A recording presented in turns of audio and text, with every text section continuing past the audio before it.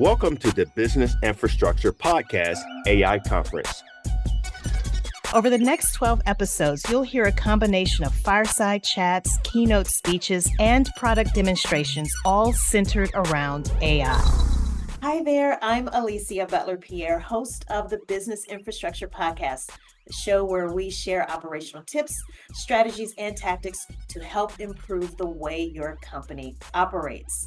We have another great episode lined up for you featuring our AI Tech Conference. This particular episode is bound to be packed with some really useful information that you can use to dramatically improve or transform the way you might be doing something in your back office operations.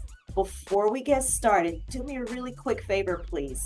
Press pause, subscribe to this channel, hit the notification bell so that you'll know when other episodes come, and then press play and we'll get right into it. I hope you enjoy this episode. I am so happy to be joined once again by the lovely and very talented Tracy Hazzard.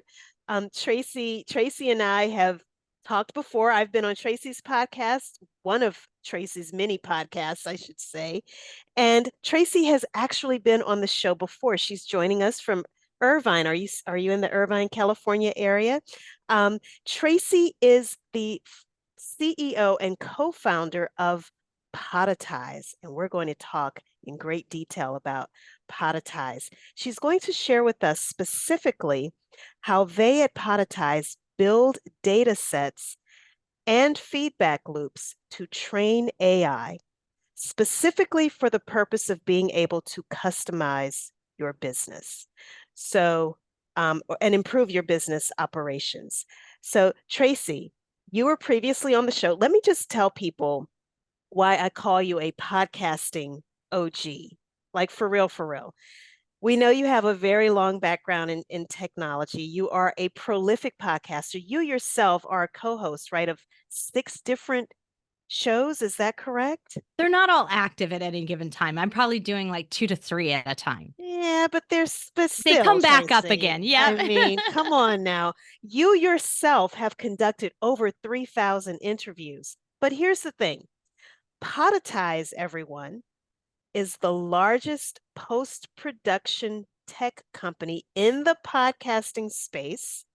You all have produced over 1,000 shows. My God, over 50,000 episodes. So you obviously have a system, Tracy. There is no doubt about that. And so the first time you came onto the show, you blessed us with giving us a peek behind the curtain of what you all do regarding ClickUp. I don't know if you all are still using ClickUp, but you went into great detail about how you all use ClickUp to automate a good bit of the systems, your back office operations for producing all of these shows. And you have a team that spans, I forgot how many countries? It's several countries. Do you remember? Like 5, I think. And okay, 5 yes. countries. Yes. And we do still use ClickUp. And so we have about 80 staff members that are in and out of the ClickUp process. And yeah, it's still going like gangbusters, but we customize it so much that it's like unrecognizable as ClickUp. If you were to start using ClickUp today, like you wouldn't know what it is. But yeah, it just automates the production flow and keeps it trackable for us. So this is really why we could see overlaps and, inefficiencies in our business really easily. And so right now we're actually in the process of integrating our audio and video team together because of AI tools and because just the output is different. We have like more than 60% of our client base is now doing video as well, which is different than it has been in the last 4 years. And I can certainly understand, with the proliferation of shorts, especially now that YouTube is becoming a formidable contender, I guess, regarding TikTok. So I can definitely understand how video is becoming more and more prominent with the clients that you all are working with. Now, being that you are a technologist, Podetize is known for its early adoption of AI. And one of the things that we talked about with the person who served as our sort of keynote speaker, if you will, for this particular season. We talked about the fact that this is not anything new. Obviously, AI has evolved over the years, but what I always appreciate about conversations with you, Tracy, and the many articles that you've written that I've read and different podcast episodes that you've hosted that I listen to, you all are always on the cutting edge of technology. So can you first kind of maybe explain to us the early days of using AI at Podetize? And maybe before that, explain to everyone what Podetize is exactly. Sure. So Podetize is podcast and monetization put together. Our platform was always built with the technology of being able to mix your own promotions and ads and other things to make sure that you could monetize your business to business podcast. It's our focus. We're not really focused on the entertainment style shows. We're focused on the independent business to business use of podcasting. So think of it like content marketing, and that's where our specialty lies. Initially, we started out offering all these production services. We knew we would eventually want to offer this sort of, I'm going to call it do it yourself way, the way to use the technology to do it. But the technology wasn't there yet. The AI hadn't caught up yet. There was just pieces and parts that were starting to come in, but they weren't really there. And they required too much training. And my clients were never going to do that. So they didn't want to sit through a course. They just need it done for them. So we developed these done for you services, but with the intention that we would learn from that and start incorporating things into our self-service model as fast as we could. And so that was the intention over time. And one of the very first things that we started to do for our clients when we would start, we always started with video, audio, blog, and social share. So we do all of those things in our production process. But video went from like 10% of the users to 60% over the years. And social share, we don't actually go into people's social media and share for them, but we provide them what they need to share out there. We kind of refuse to do that part. It's a little more complex. It's like having a whole nother business that we didn't need to have to add the complexity there.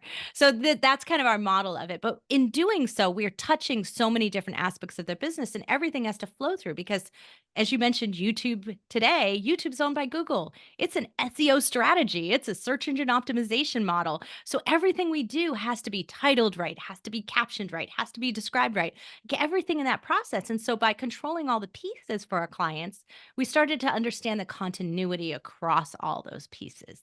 And that's really where we started to find, okay, things are really working here. And one of the very first things we did was have a transcription team, and they were fantastic because we needed humans because the AI was so bad transcribing, and I don't in the early days. And so we actually put AI as our first layer, but we would edit it basically 4 times on top of that in the early days. So we would go through an AI pass just to get it sort of down on paper, so it was less work to transcribe that. And then the transcriptionist the next level would go through and clean up all the what they called unintelligibles, the things that the AI couldn't interpret, which was a lot back then.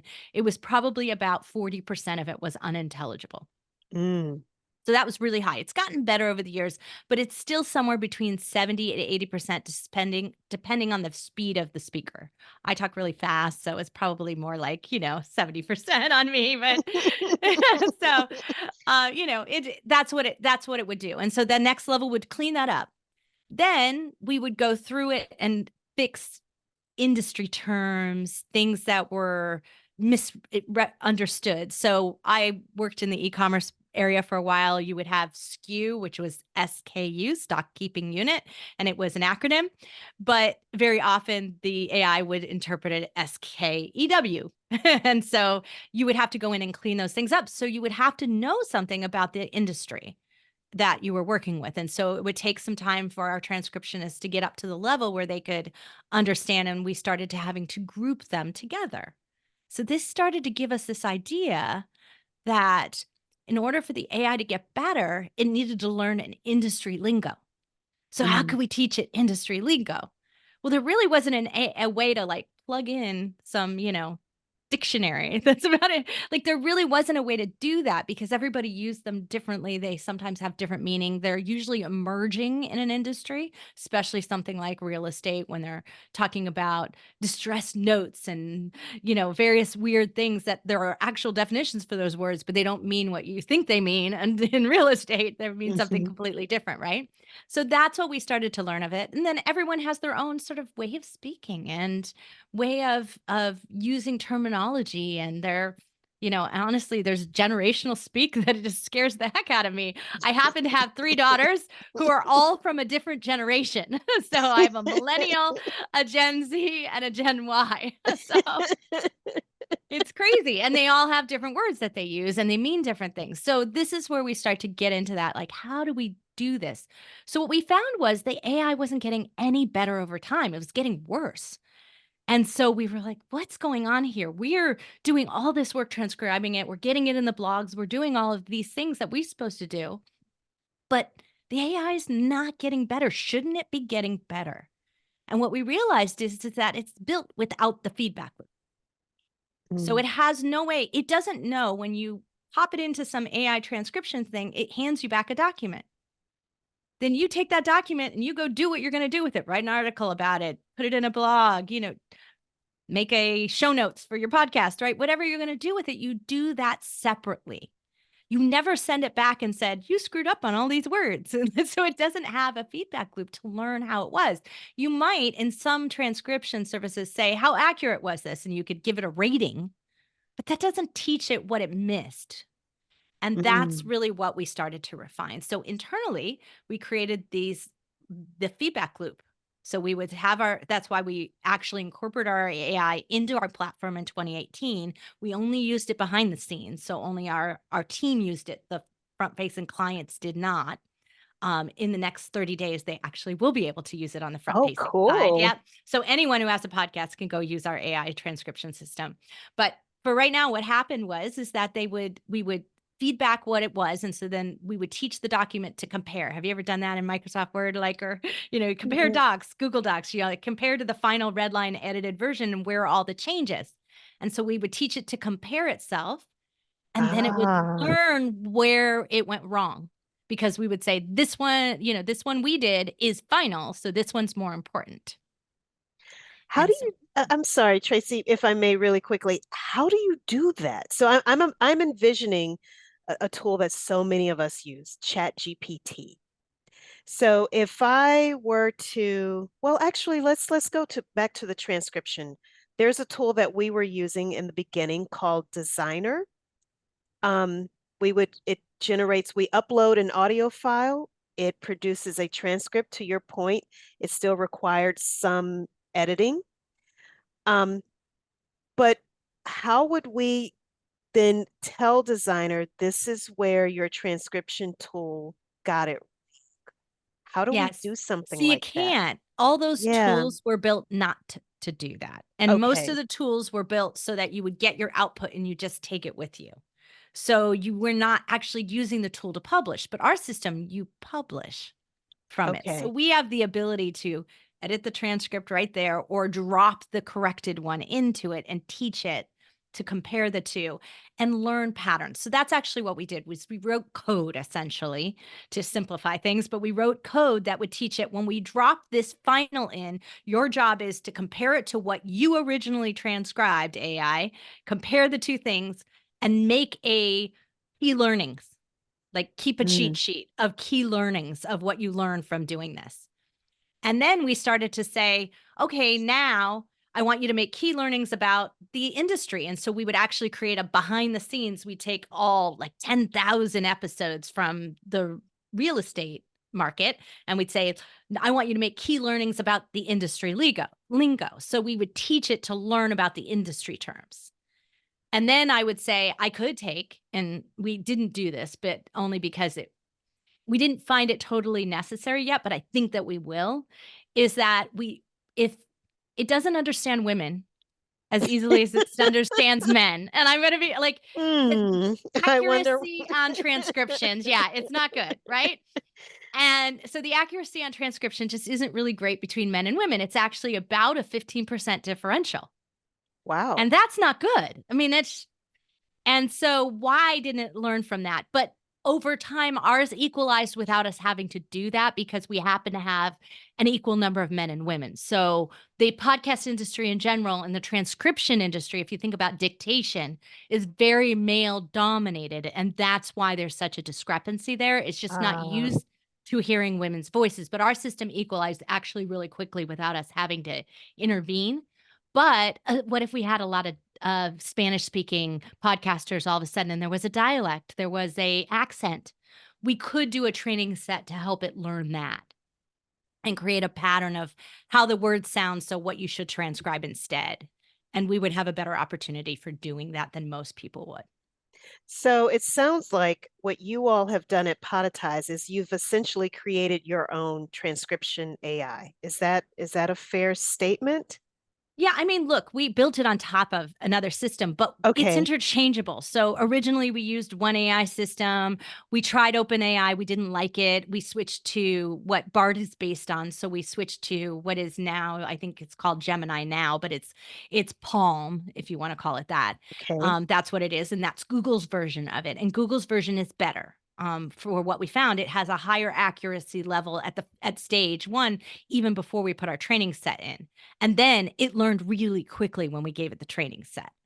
So this is kind of its progress matters, but it basically means that tomorrow, if Claude outdoes Palm, we just can switch it out. So we can be agnostic to the large language model that it's built on. And in this market, it is risky. What if a company goes belly up? And you've built everything customized on it. So we built it so you could pull that piece out and our piece would still exist. And all the learnings that we had it create would exist. And the new AI would just learn that. Okay. So before we started recording, you mentioned that there were 3 things that a good AI tool should have, right? And I think I understand the importance of having that feedback loop. So we'll get into those 3 things, but if I understand what you're saying, Tracy, is how can I get better if you don't give me feedback? If you don't tell me what I got wrong the first time around, how can I improve? And that makes sense. So the AI can only get better, and this is regardless of whatever tool you're using, whether it's something for transcription, images, answering questions, whatever the case may be. How can I get better if you don't give me any feedback and tell me what I got wrong in the first place? So that part definitely makes sense. Now, those 3 pieces, can you talk about each of those in detail? Because when people hear large language model, for example, they may be thinking, what on earth is Tracy talking about? Yeah. So in layman's terms. Yeah, large language model is like what everything is built on. It's all the things that OpenAI went out to scrape and pull and get data in, and it needs a constant fill of data and information at all times. So it's basically all the encyclopedia library of things that it's been learning from over time, and it needs to have something that's continually filling it. So in the case of OpenAI, it was mainly built on the spoken word, the written word, like all of those things. It built all kinds of things in there. So they used audiobooks, they used Twitter, they used Reddit. So they used things because they wanted it to be conversational, right? Like that was their goal, was to build something conversational. So in that process, they went for basically a large language model that was built a lot on conversations. Palm and Google's version of Gemini are built more on all the things off the internet, the written word, blogs and our websites and all the things that are out there that are written. So it has a different model that is maybe, I think personally, in my use of it, is stronger in search engine optimized results. So if I want to write an article, if I want to title something that's going to be a blog, a podcast episode, I probably want to use that because it's farther along. It's learned from a lot more data. I think some estimates are it's got like 3 to 5 times more data than OpenAI's large language model is based on. So it's more information. And it fills at a faster pace. So when you think about that, that's really important too, because we could get diminishing returns from our large language model if it's not learning new things fast enough, meaning it'll kind of flatline in what it can do if we don't give it a lot of new information.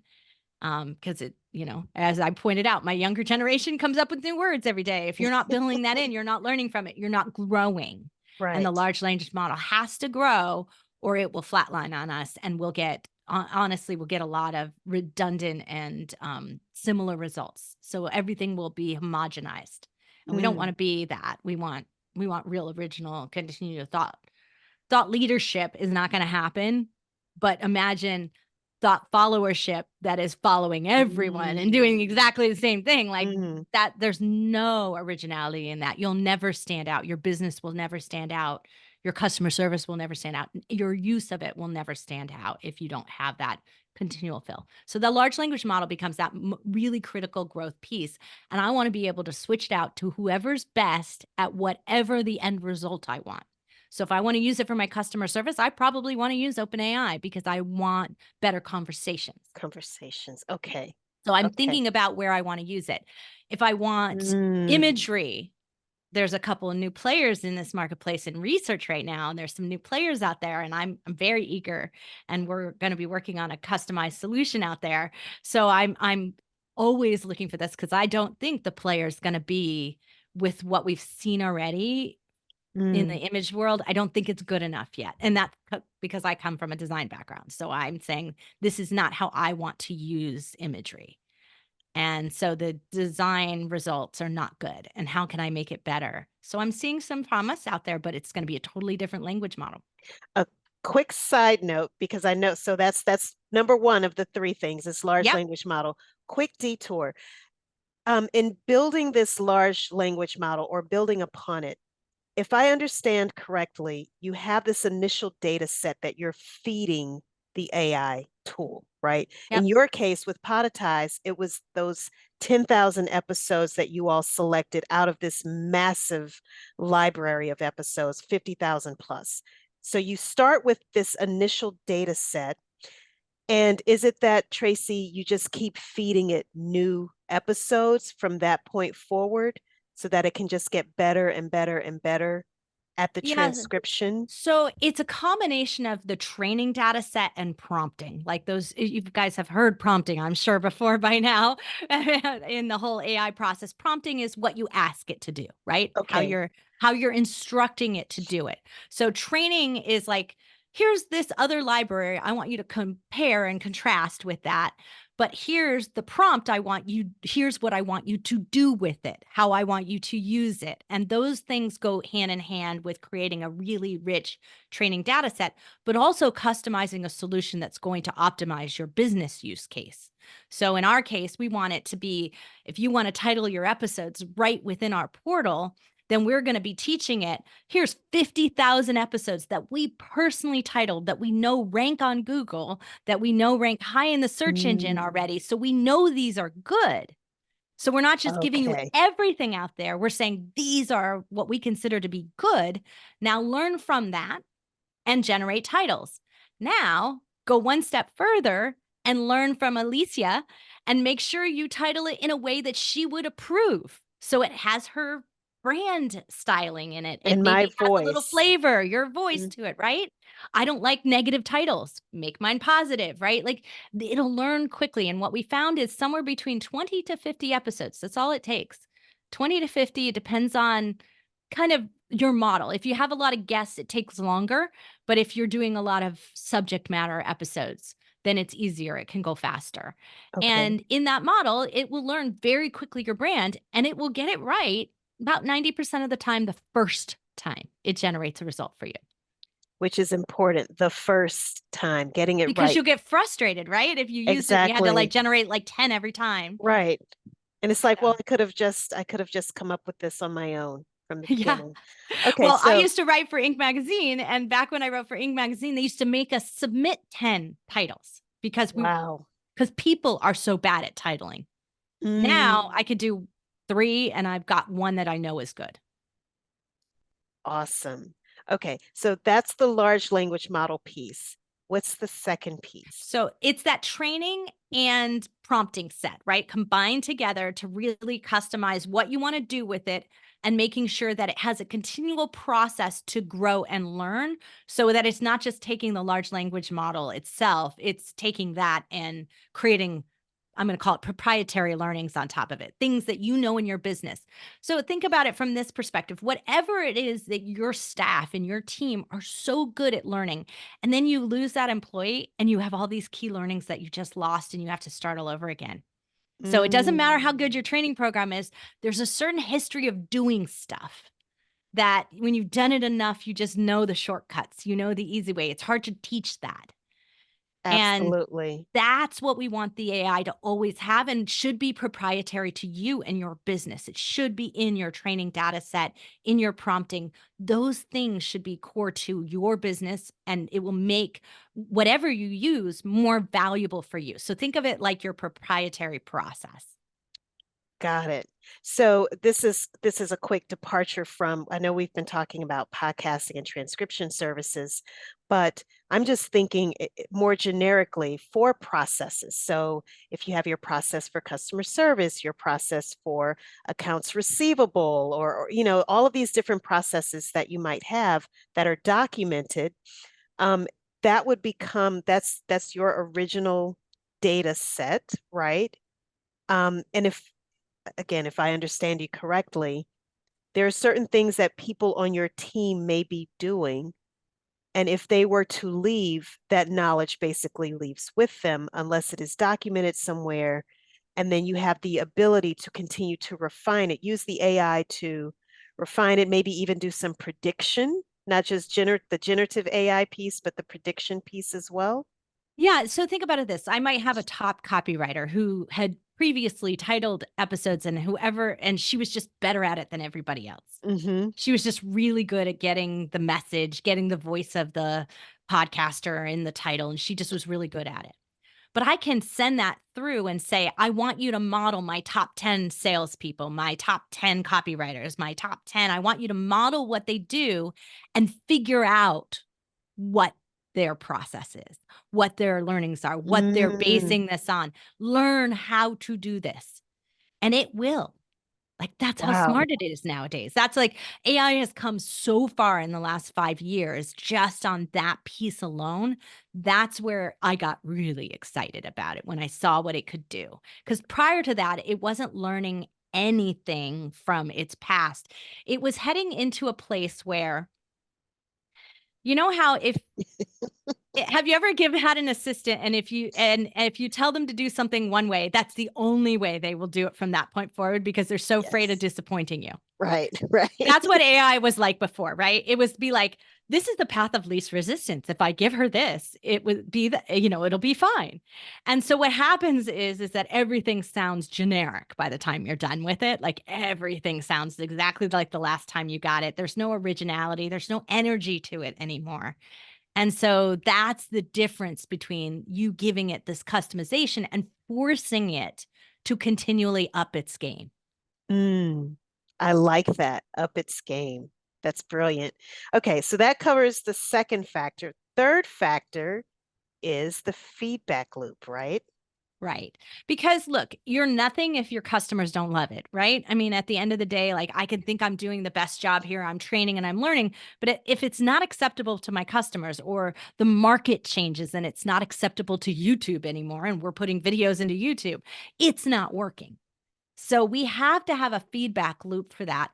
But the problem is that it's thumbs up or thumbs down and asks you to comment on it and you have to describe that and people aren't good at that and they don't have the time for that. So creating ways to passively judge whether or not they're doing this is one of the ways. So we would do this in the early days, is like we would take our transcripts and we would run them and then drop them in. It's automatically knows it didn't get it right. You don't have to say you did this wrong, right? It just automatically knows by comparing it. So if you put a comparison process, a feedback loop into it that says that you rejected this, then you know you have a problem. And so in our titling, which is behind the scenes, you can't use this on the front end, but in the next 6 months, you will be able to. But in our titling of episodes, you only get one recommendation. And we did that on purpose so that as you drop in your podcast audio and video, and it gives you generates a title recommendation based on your history, based on our best practices, based on our, our length that we recommend, because you're going to use it on YouTube. So it needs to not be longer than 70 characters. Like, we've optimized it like already for you. So you don't have to do as much thinking or work about it. And it pops up a title and you say, yeah, I don't love that one. Let me click refresh. So you click the little circle that redo, right? That we're very used to on when we use ChatGPT and anything else. We regenerate. So you regenerate the next one. Now, if the next one's right, you just hit submit and it's done. Now you've accepted it. Now it's going to compare the last one that it tried to this one and what was different. You don't have to tell it what was different. It's going to learn what's different. Okay. And then if you go multiple times, after like the third or fourth time, it'll ask you why you're regenerating. Like, what am I not doing right? What do you want me to learn? Because it needs an input at that point. And so it's going to say, and it's going to prompt you with ideas like more positive, higher energy. Like, it'll prompt you with common things that you say. So we used to get this a lot in our graphics. So like, people don't have a visual language. They can't speak design. Right. And so they can't say, I wish it were, more sunny. Like, if it's just not something that, I wish it were more positive feeling, or I wish it were more this. You can be critical about it. Like, I don't want any human beings in my images. You can ask them that. Like, but if you're not that specific about it, people don't know what they did wrong. The designer doesn't know how to fix this. And that would happen really often with my graphics team. And they would be like, I don't understand what's wrong with this. So we actually created a library at the beginning when we would onboard a client, and we would create a visual library of the types of images they felt satisfied with. And then we'd create a learning, and we would have our head graphic designer would go through and create some visual language learnings. Oh, they hate the color orange. They couldn't even articulate that, but we would know, because everything we gave them, they would reject until they got to this little dozen image set of what they found acceptable. And then we would make all the learnings from it. And so we would do this manually. Now we can do it automatically. You know what that reminds me of? I remember years ago, someone telling me, it's very easy for people, for most of us, to be able to articulate what we don't want or what we don't like, but very difficult for us to say what we actually do like or do want. That's what you just said reminded me of that. I am sure, Tracy, that people who are watching us right now or listening to us are thinking, my God, this sounds extremely complicated. How on earth could I build a customized AI tool for my business? I can't do it. Who would I go to do it, to build it for me? Do you have any recommendations? So the first thing that I do recommend is that you need to make sure that you intimately understand how AI works in general. So go use it. And I find too often that the heads of companies have never even popped onto ChatGPT and tried it. You must try it. And then what I recommend people do is that whatever you did over in ChatGPT, go do it in Google Bard. Go do it in some place. Just try multiple platforms, try different tools, see what they're like, and you do the same thing twice. This is how I taught every member of my team to use the tools. I actually had a class. I did it for all my clients, and I call it my AI 101 kind of class. And it's basically this: it teaches the basics of how the power of your questions, the vocabulary you use when you're asking it things, adjectives, verbs, how you're getting it to do what you want it to do is extremely important. When we treat it like this tool that should just know everything, it's a mistake. It's like assuming that our team knows what we want. It's mind reading, and that does not exist. We cannot get good team if we don't train them, if we don't support them, if we don't give them feedback and let them know what they're doing right and what they're doing wrong. It's the same thing. AI is a team member. So you should get to know it just like you get to know every member of your team and understand just the basic fundamentals of it. You don't have to understand it intimately. And the next step, though, is that you do need to accept that this is an experiment. That there are a lot of people out there who claim, oh, I can program AI, but they don't know what they're talking about yet. They're all learning on you. They're learning on your dime. So you have to just be willing to accept that and say, hey, I'm investing in you to work with me, and let's do this together. You're going to learn a lot about AI, and you're going to learn a lot about programming, and things are going to go wrong. And that's okay. But we're going to be in this noble experiment together. And we're going to get something out that we didn't even imagine when we started our plan for it. So would we look specifically for programmers that have a specialty in AI? Like, is there a certain title that we would look for? So look, I think there's a lot of people out there who will put it in there because it'll get them hired, right? Exactly. So what I like is I like to work with coders, and we have quite a few on our team, but I like to work with coders who are always willing to learn the new thing. They're not stuck in their ways of the thing that they've always used. So if they say, oh, I only code in this language, whatever it might be, I'd be like, nope, you're not my team member, right? I want you out there experimenting. I want you willing. God, I made the poor guy who built my portal, who's still on my team today, absolutely amazing guy, built everything. And I found him on Upwork. And all I needed him to do was a tiny little couple $100 project to put that AI transcription system in an automation into my Dropbox folder so that I could link it from ClickUp and Dropbox. That's all I needed, was to create the conduit between this API for the AI and that. And he just did such a fabulous job of thinking things through for me. And he said, I think we should build it this way because it's going to have more longevity, less will break in the future. You won't have to repair the automations as often. We're not going to use a Zap. We're going to do it this way. And he coded all this stuff. And I got major money's worth out of that because he just made my whole system work faster. He became my coder, and he built our portal from the ground up, and he built it in AWS. But then we got a Google grant, and then we had to move the whole thing over to Google's language and to Google's platform. And he was able to do that, and it worked fine, and everything was great over there. So like, someone with that kind of structural thinking is going to be much more valuable to you here than someone who can program. And that's hard to find. I think you have to have some comfort level with them, and also just some grace, because it's not going to work out every time you try something. It's just not gonna. Like you said, and just keeping in mind that it's experimental, right? Yeah. And that's why we put everything behind the scenes and try it out with our team, because if our team gets frustrated with it and refuses to use it, it's bad. And we need to make repairs, right? But if our team is like, this is the best thing, could you do more? Can you automate this more? Now we know we're on to something. We've made their life better.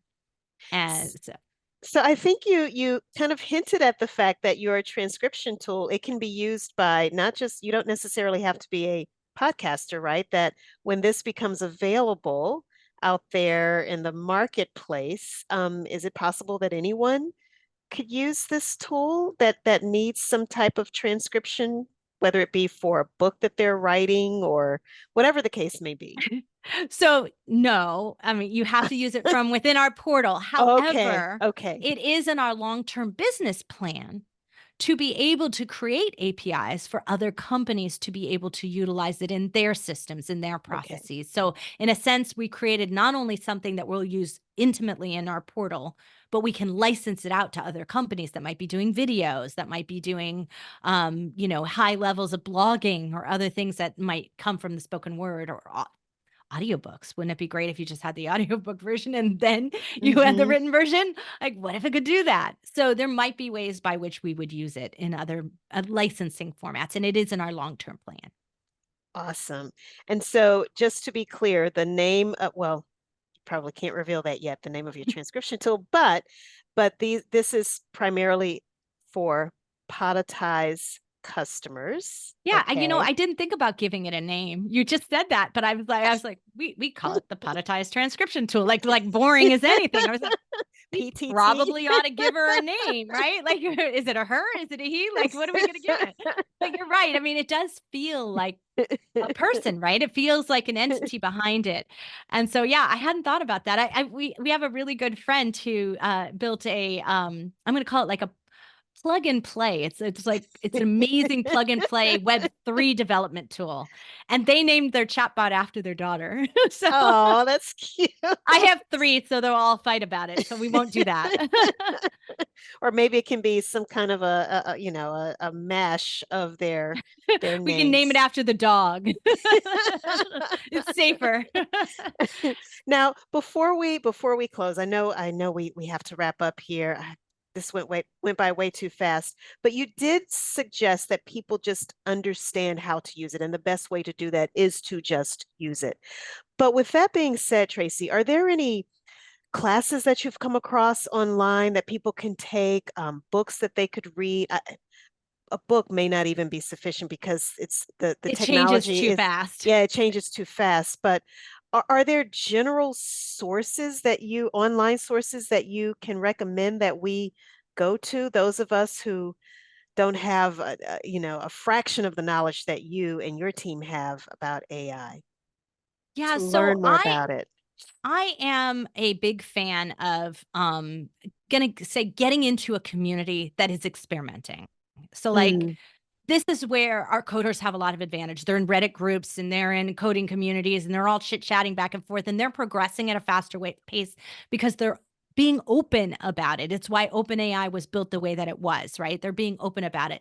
But when we're in our business, we kind of stay in our bubble and we don't do enough. So I did I want to say it's like 10-part class, which I am always happy to share with anyone, which I was just showing my clients how to play, how to experiment. I'm happy to share it with you and your community. Oh, Really please. get you access to it. And it's in Zoom. It'll be there because I promised everybody it would stay in Zoom for a year. So it'll be there for a while. And you can go and play with that and just learn from that. So that's there. But I also have a very it's called AI for All. It's a circle group. If you've ever done circle.so, AI for all.circle.so. And a good friend of mine, Joy, runs it. And what I really love about her is she's always experimenting. She'll just show you how she built an AI bot, how she did something. She'll share it right with the community. And everyone within the community does that. They just gift their courses and gift their conversations, and Oh, they're that's all awesome. so rich about it. And they're anxious for everyone to grow together and collaborate. And this is a really great community. And I do like the idea of it. But plus, Joy and I really believe in and I want to say it's like they call it ethical use of AI, but I don't think that that's really the right term. I think we need to make AI for social good be its model. So, in other words, look, I'm going to eliminate jobs. Like it's going to happen. I'm going to decrease the amount of transcriptionists I need because my AI is getting better and better at it. But I'm personally committed to retraining every one of my team members. And right now, that's actually what we're doing. We are training all of our transcriptionists to be bloggers. Because blogging is custom, like you have to format everything. And it's a great opportunity for them to copy edit and double check and make sure the AI didn't mess up and we still didn't miss anything in the process. But now they're becoming 90% blogging, 10% transcriptionist. So their job is a little more enriching. It's less mundane. It's mind numbing is transcription. If you've ever done it, it's mind numbing. Listen, yes, it is. What did they say? Type that out. So if I can improve their lives and give them a career opportunity that's higher paying for them, then I have done some social good, even though I eliminated a job type. That's something that I'm always focused on. How can I do that? Right now, I think graphic designers are in danger. And they're the ones that I'm most concerned about. How are we going to be able to give them a role where the creativity? And so I have made it a mandate within my company that every graphic designer who works with me must use the tools that we use, many tools, but must use a tool that has an AI function in it and must try AI with everything that they do. So that they're learning it as a part of the process. And then they can see, where is this going to benefit my job, so that they can figure out where AI fits in to supplement their work. And that way it isn't something that happens to them. They have been learning it all along and have some time to think about how it can be used in the near future in their Right. And careers. they're going to Yeah. think of a great way to use it in a way that I would have never come up with because Yeah. I don't do graphic design every day, right? Yeah. They're going to think of a great way to serve our customers to get the end result that it's going to be amazing and make their job easier and make it so that they can spend more time on the creative function. I love it. I love it. I know we are at time here, Tracy, and I want to be respectful of your time. Please plug Podetize. Tell us where we can find you all. How can people follow you? Because again, you are on the cutting edge of all of this and so much more. Well, I am on LinkedIn, so please follow me there. You can find me Tracy Hazzard with 2 Z's. So that's how you know it's me. And we actually do a live stream every week about podcasting to our clients and to the broader podcasting community. We also stream that out on YouTube as well. So you can follow Podetize on YouTube. And we just really want to make sure that we're having conversations out there. So the more you comment back, the more you give us feedback, the more we can tailor things for what you're really interested in discussing and talking about. And we do hit on AI a lot in our conversations about how to use it. And sometimes I'll demo new tools on occasion, but most often it's just an experiment that I'm sharing with our community that we've been testing. It's not really a rollout. We usually keep those behind the scenes because we want it to be seamless. Like we don't want you to even know you're using AI from a functional, it seems frustrating because I'm actually trying to learn this thing to do it. We want it to just be like, I titled my episode. Oh, I edited the sound. It's like, oh, it did it. And it was using AI. It just doesn't seem difficult for you. I love it. I love it. Tracy, thank you so, so much. It's always a pleasure talking to you. You too. I absolutely love geeking out on this with you. Well, this concludes our virtual AI conference here on the Business Infrastructure Podcast.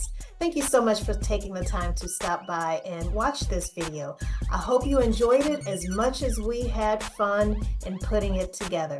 Now, in case you missed any of the other sessions, make sure you go down below to the description box because we'll have a link to a playlist that features all of the episodes from this particular season. While you're at it, don't forget to subscribe and click that notification bell so that you don't miss our future videos.